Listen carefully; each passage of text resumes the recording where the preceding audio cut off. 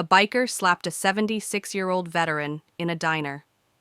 11 minutes later, his son arrived with the army.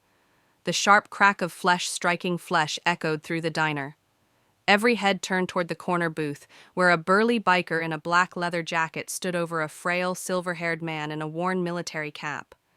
The old man's face was still turned from the force of the slap, his coffee cup trembling in his wrinkled hands. No one moved, no one spoke. Then the biker leaned in, his breath reeking of whiskey. "That's what happens when you disrespect the reapers, old man." The veteran didn't flinch. He just slowly turned back, his steel blue eyes burning with something far deeper than pain, something dangerous. 11 minutes later, the ground outside the diner would shake, engines would roar, men in uniform would flood the parking lot. But right now, no one in the diner had any idea what was coming. Frank Carter had survived 3 tours in Vietnam. He'd buried friends, carried shrapnel in his leg for 50 years, and spent his retirement quietly drinking coffee at this same diner every morning. Today was supposed to be like any other day.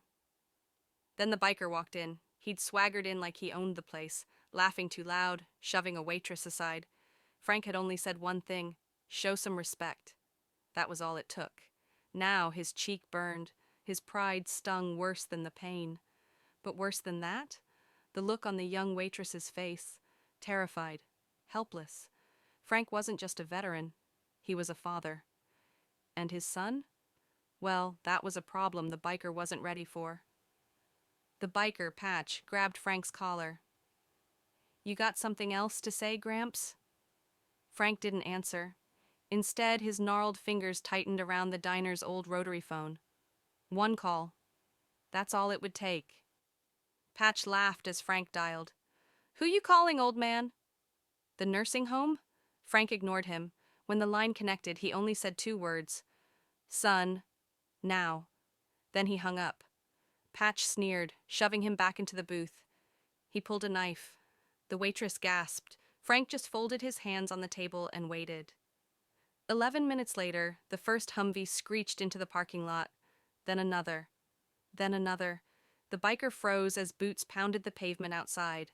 The door burst open, and in walked Captain Daniel Carter, Frank's son, flanked by 6 armed soldiers. The diner fell dead silent. Daniel's eyes locked onto Patch. "You hit a decorated veteran," he said, voice low. "Now you deal with me." Patch lunged with the knife. A soldier disarmed him in one brutal motion. Frank stood slowly, his gaze never leaving his son. "He doesn't get to walk away, Danny." Daniel nodded. "He won't." What happened next wasn't a fight. It was justice. Patch was dragged outside, shoved into a waiting MP truck. He screamed threats until Daniel leaned in, his voice ice cold. "You're lucky the Army handles prisoners better than you handle veterans." Then the truck rolled away. Frank sipped his coffee, the diner buzzing with stunned whispers. Daniel sat across from him, jaw tight. "You okay, Pop?" Frank smirked. "Been through worse." Then, for the first time in years, he let his son help him up. Outside, the sun shone bright. And for the first time in a long time, Frank Carter didn't feel so old. If this story touched you, hit that like button and drop some karma in the comments below.